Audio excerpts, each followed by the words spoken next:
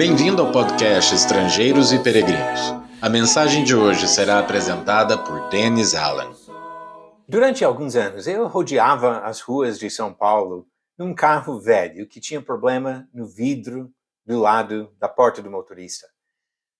Esse vidro não subia direito, não descia direito, e para não ficar numa situação difícil, com vidro aberto na chuva, eu peguei um pedaço de fita isolante, coloquei no botão para impossibilitar a tentativa de baixar o vidro. A minha esposa perguntou o motivo de não consertar o vidro. E eu fui bem sincero. Já levei à oficina e eu achei o reparo caro demais. Prefiro deixar o vidro fechado e não gastar o dinheiro para o conserto. Por motivos semelhantes, muitos de nós temos algumas coisas quebradas em casa que acabamos deixando, talvez por muito tempo, pois achamos difícil ou custoso consertar. Depois de um tempo, até nos acostumamos com a coisa quebrada ao ponto que nem nos incomoda mais. Podemos nos acostumar tanto que nem percebemos mais o problema. E achamos que o estado quebrado seja a condição normal daquela coisa. Quando se trata de vidros de carros ou prateleiras de geladeiras, as consequências desta atitude podem ser mínimas. Infelizmente, é comum tomar a mesma atitude sobre as nossas próprias vidas. Ao invés de encarar a verdade da nossa condição espiritual e procurar a solução do Deus que quer nos consertar, ficamos acomodados e nos acostumamos com a vida quebrada. Chegamos a pensar que o quebrado é normal. Em alguns casos, reconhecemos que estamos errados, mas mesmo assim optamos por continuar do mesmo jeito. Por que fazer mudanças difíceis e custosas? É mais fácil ficar espreguiçado no sofá do que levantar e agir. Mudaremos somente quando realmente acreditarmos que o benefício justifica o investimento. No caso do vidro do carro, pode ser que não justifica. Mas quando considera os destinos totalmente opostos nas escolhas espirituais, qualquer investimento feito na mudança será bem menor do que o benefício eterno.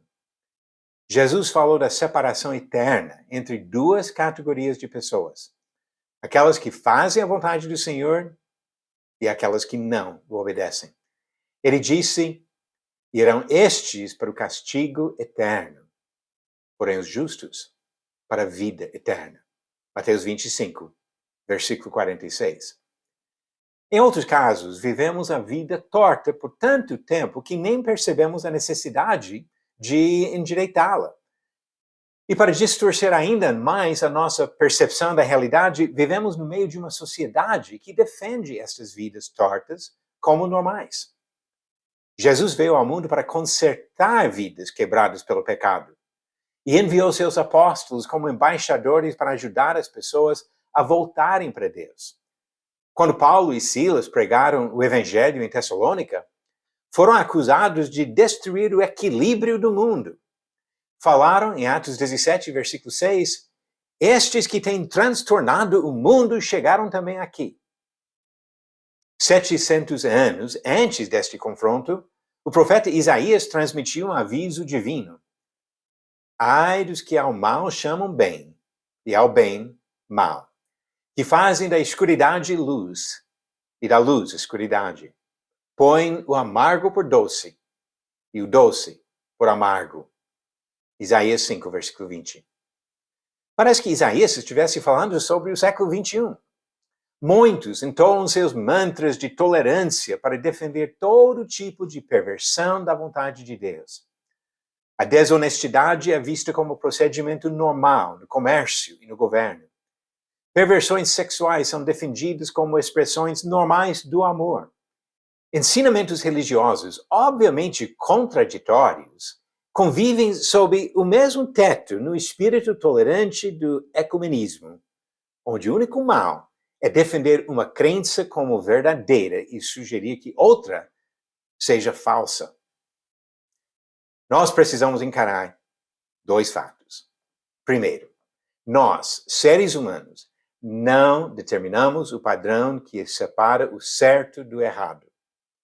Jeremias disse, em Jeremias 10, versículo 23, eu sei, ó Senhor, que não cabe ao homem determinar o seu caminho, nem ao que caminha o dirigir os seus passos. É Deus que estabelece os padrões morais, éticos e doutrinários. Cabe a nós respeitar esses padrões. E segunda coisa, não importa quão custoso seja, o conserto de uma vida quebrada sempre vale a pena. Jesus perguntou em Marcos 8, versículos 36 e 37, que aproveita ao homem ganhar o mundo inteiro e perder a sua alma? Que daria um homem em troca de sua alma? Está quebrado? Busque consertar. Deixa Jesus consertar. Agora vamos para as perguntas do dia. A pergunta do episódio de ontem foi: em quais das suas cartas Paulo deu as qualificações para presbíteros ou bispos? Alternativas: A. Romanos e 1 Coríntios, B. 1 Timóteo e Tito, C. 1 e 2 Tessalonicenses ou D. Filipenses e 2 Timóteo. A resposta certa, a alternativa B. Ele deu essas qualificações em 1 Timóteo 3 e Tito, capítulo 1, textos ignorados ou rejeitados, talvez pela maioria das igrejas hoje.